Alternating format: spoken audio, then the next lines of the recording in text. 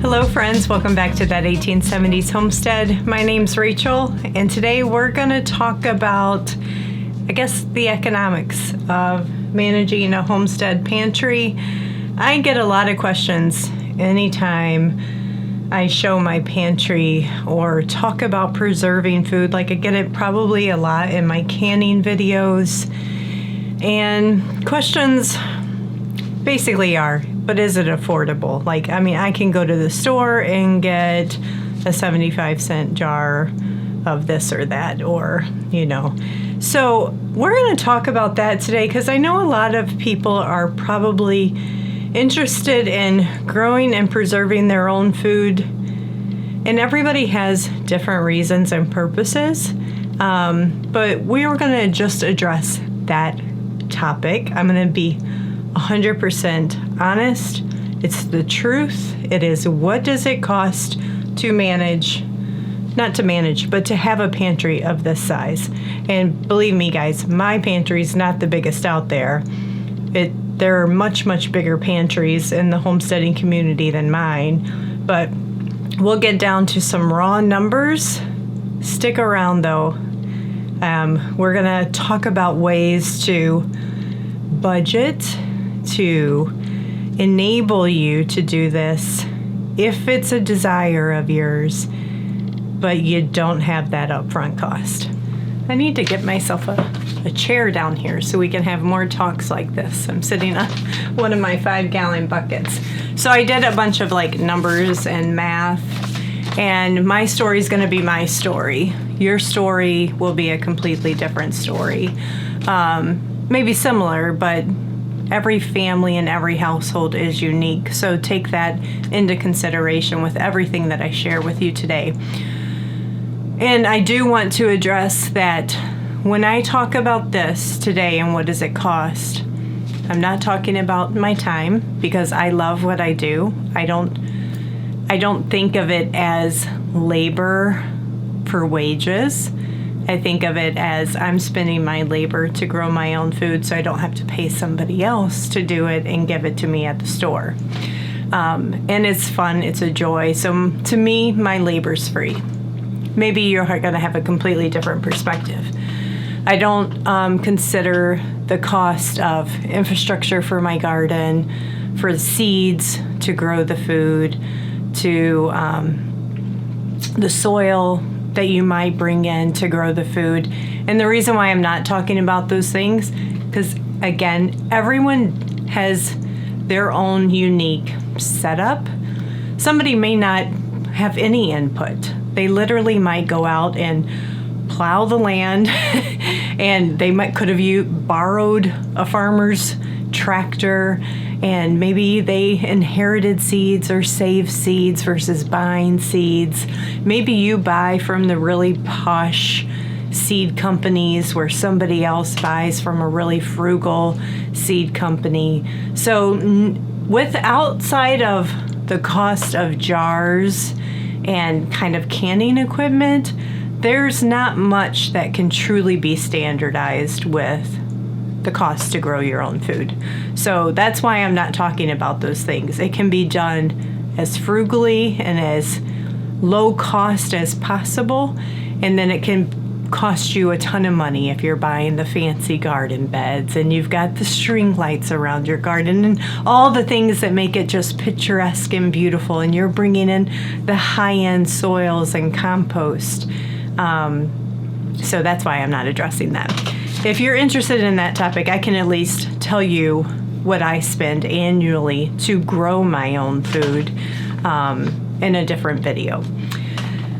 But I wanted to be transparent on the cost it is, and what does this pantry cost me, or what has it costed me. And really, I hope to not be too scattered through it. I think I've got my thoughts together. In the last video where I did my final pantry reveal after the last round of canning and everything, we've eaten a lot from it. So you see, jars taken out of spots here and there. I had everyone guess how many jars were at that time on my pantry shelves. Didn't count my empty jars that you saw me putting away at the beginning of the video, that are all underneath my stairs. So let me get that out of the way right now so we have context of what my pantry was made up of. And that's what this math was made up of. So some of you were spot on. Some of you were like way in the extreme, so I just took those as jokes. But I estimated at the time, and I didn't count them one for one. I just know how many deep I can go on my shelves, and based off how many were gone, did estimates. So for this section here, which is pints, half pints in the little 4-ounce jars, some double stacked at the bottom, about 852 jars in this section. In the quart section, I estimated 432 jars. So that's a grand total of 1,284 jars that were at the time with food in my pantry.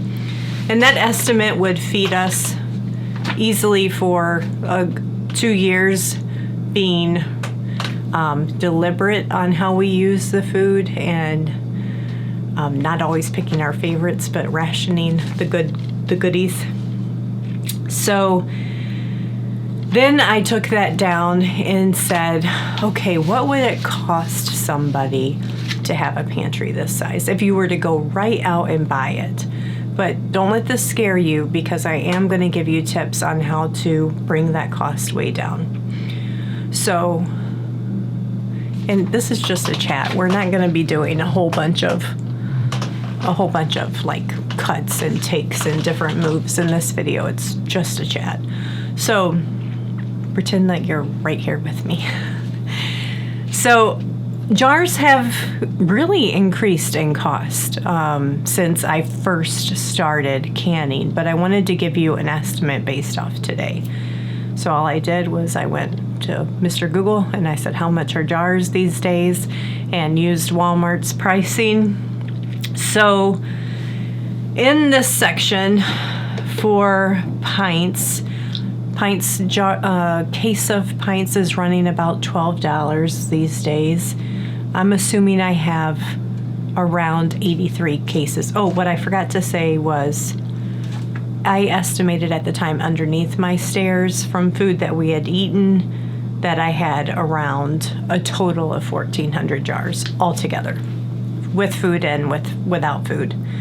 I didn't count my upstairs pantry or things that are at our cabin. So just down here.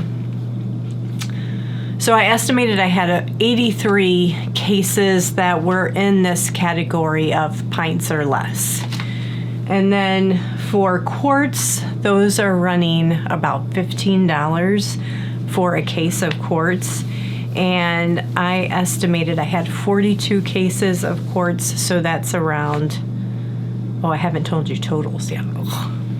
So about $1,000 invested in this with respect to jars. If you were to go and buy new, which I did not, and to buy all the jars that are 42 cases, that would cost around $1,625. So around $1,600 if you wanted to go out and buy it today, enough jars to create a pantry this size. Now, I guarantee you no one, well, I won't guarantee because there are some people that might do it, but the average household is not going to go out and buy $1,600 worth. Well, good luck, number one, finding that many in any store. But I wanted to give you an idea that if you're thinking about heading into the new year for next year, you haven't really truly started putting up this amount of food and it's your desire, what would you be looking at? So remember those numbers. 80-ish cases of pints or less is what we have. And then, like I said, 40 to 50 cases of quarts. So it gives you some numbers to at least think about and work with. Now, let me stop right there and give you some budget tips on buying jars. So, first and foremost, blast your social media, what if you use it, or if you don't use social media and you belong to community organizations, churches, things like that, spread the word you're looking for jars. You will not believe who will come out of the woodwork with, my mom's got jars down in the basement, my granny's got jars in her back room, my auntie has jars in her back bedroom, my dad has jars out in his barn, whatever it is. I guarantee, even if you get a flat, you will get something given to you. And I would say probably 15 to 20% of my jars, that's how I got them. I can remember one of my kids' cross-country buddy's mom gave me a whole bunch of jars. Todd's best friend's mom gave us a whole bunch of jars. Todd's mom from way back when he was a kid and she did jam, she had a bunch of jars. My mother-in-law, she used to can way back in the day, and when her kid's dad had to move out of his home, all those jars were still there. She brought me a ton of those jars. So I have gotten them. The next place is to look is Craigslist and Facebook Marketplace. Now be careful with those two. So the thing is jars do not depreciate in cost. They just really don't. I mean, instead of paying $15 a cases, it would be pretty typical to find on Facebook $1 a jar. So you are saving a little bit of money, but look for those big, probably estate auctions, things like that. That's where you can get some really good scores. Definitely inspect them. Make sure that you're getting jars that aren't cracked and things like that before you use them.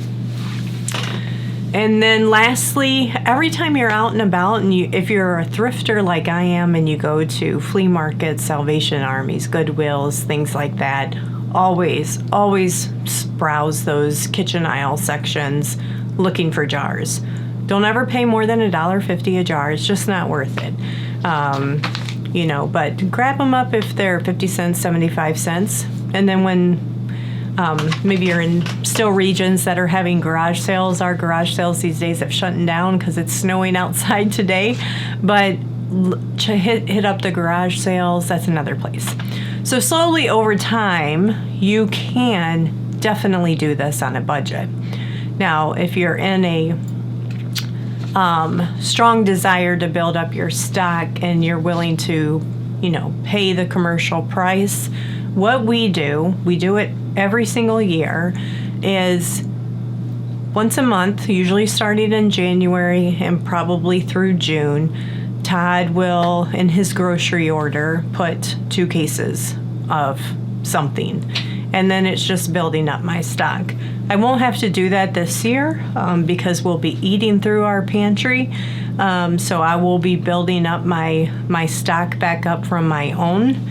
But that's how I got here, was for the last 3-4 years, every month for like 6 months of the year, we were building up our stock. And it's less of a hit on your budget doing it that way. So just something I would consider.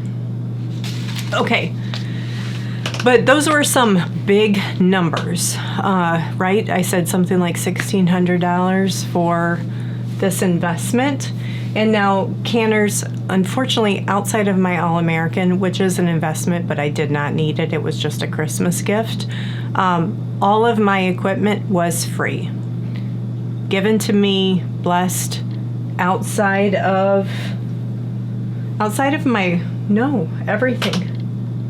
everything. So that goes for your equipment too. Water bath canners, pressure canners. You guys see me use my big roaster. I haven't bought a single piece of equipment. I mean, people have this stuff laying around. If you are in kind of what I would call like a non-farming community, or this is not something that occurs in your area, those things would be an investment. Pressure canners, I'm guessing they go for like $70-ish for like the pressure canner. And the enamel water bath canners, I have no idea how much they are. I'm guessing around $30, $35. And you need those two things. Everything else, you can make do with what you have, like funnels. You don't need all the gadgets. Like, I don't use any of the gadgets. So, like, even the jar lifter, you can make do. Like, I've used tongs before because I didn't have the actual jar lifter. So, again, that kind of stuff can be as expensive as you want it to be or as frugal as you want it to be. But let's talk now, am I saving money? Growing my own food, preserving my own food. That's the big thing everybody wants to know. A lot of people anyway.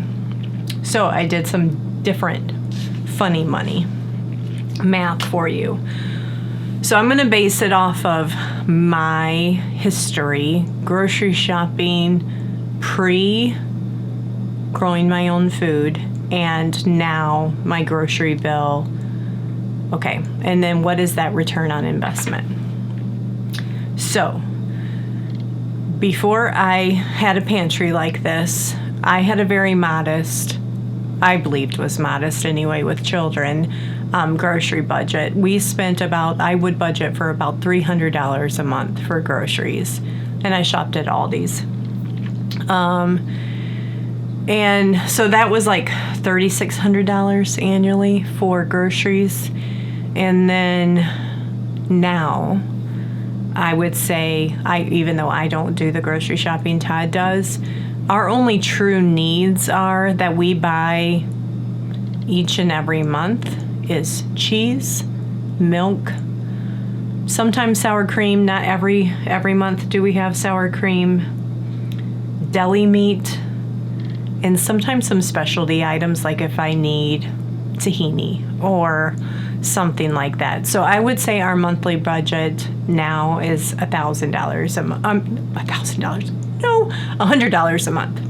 So I've taken from this my grocery budget from $300 a month to $100 a month. And I could probably even be more frugal than that because I don't have to have cheese to survive, but I would be really sad. I don't have to have sour cream. Like, those things are nice things to have. They're not absolute needs, they're wants. And then annually, I do bulk. I think you guys have seen like the 5-gallon buckets back here. Annually, I'll do like 3 big 50-gallon bags of flour and probably 3 50-gallon bags of sugar. Not every year do I go through all of that. Sometimes there's carryover, but that's pretty standard for us. And again, this is just our family's needs. I will tell you, I know for a fact we probably eat so differently than what your household is. But I'm just helping you understand kind of how I determine if I save money. So that's in total around $1,500 a month. There are miscellaneous things that I may buy, beans, but beans typically I will honestly buy them once in bulk, which is like how I got like the black beans canned. And then I put up enough that it's literally like 2, maybe even 3 years worth. Here's pinto beans. We've got our northern beans. So those aren't enough of a cost call out, and they last us much longer than maybe they might last you. So I'm not including things like that. Rice, similarly, we might buy a 25-pound bag of rice, and that's our rice for the year. So we don't eat a lot of rice. Oats is another thing. I'll probably have to buy oats once every 18 months. So there are little things that we still buy. So anyway, I'm just going to stick with the $1,500 number. So I went from, $3,600 annually for my if I was still grocery shopping the same way that I grocery shop today, to $1,500 a month. So that saved me, what, $2,100? And I invested $1,600 in jars. I'm still in the green. I'm not, or in the black, is that the right finance term? I'm not in the red. I am still, in 1 year, saving myself money. So, that being said, I could save myself a whole lot more money if I was still doing the grocery shopping. What else did I want to share with you on all of this topic? Well, the only other thing I would add is sometimes, not every year, sometimes I will do a farmer's market haul. So I've done that twice now. And that gives me things like onions, potatoes, if I need more potatoes. What did I buy this year at the farmer's market? I bought onions and I bought Brussels sprouts. I don't think I bought anything else significant from the farmer's market. I can remember 1 year my cucumbers didn't do good, so I bought a bushel of cucumbers. So every now and then I will have a little expense annually for something like that. But I'm almost positive I would still be saving money. So that is a 1 year return on investment for me. If it was January 1st and I was going to go buy all my jars, I know by December 31st, I would have saved that money. So maybe not that first year, because honestly, you still need food when you're growing food for the first time. But by the second year, you're definitely going to have saved that money plus more. But that's it. That's a one-time thing. The only thing you ever have to buy again is lids. Your jars are a lifetime investment, unless they break, or crack. So that's a one-time thing. Once you make that money back by not buying groceries, you are forever saving money. So something to consider. I bet there's going to be, I'd invite everyone to comment just their thoughts, their perspectives on whether or not it saves money. Now, I'm going to leave you with this. We do not grow our own food, preserve our own food to save money. That was never a reason that we started homesteading. We started homesteading because it was near impossible to source organic, healthy food. If you could source it, it was extremely expensive.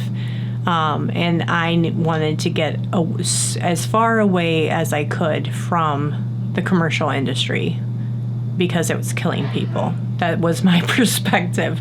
And I saw it. I saw it with one of my dearest best friends. She came down with cancer, and through her, guidance and treatment process, she went on a all-natural, organic, no processed breads, things like that, no sugar, and it was not through medical treatment that she was cured. It was through her diet that she was cured. There was nothing medicine was doing for her. And when the doctor said, there's no other additional experimental thing that we can do, she had been through all the, what do they call them, the bone marrow transplants and everything. This was her last ditch. What can I try? And she tried it, and that girl's still kicking around, stronger than me and raring to go. So I've seen it firsthand that there's something really, really bad in what's going on in the American diet, the commercial food industry, and I want as far away as anything to do with it. So that being said, that's my reason. I understand that not everyone has to consider budget too.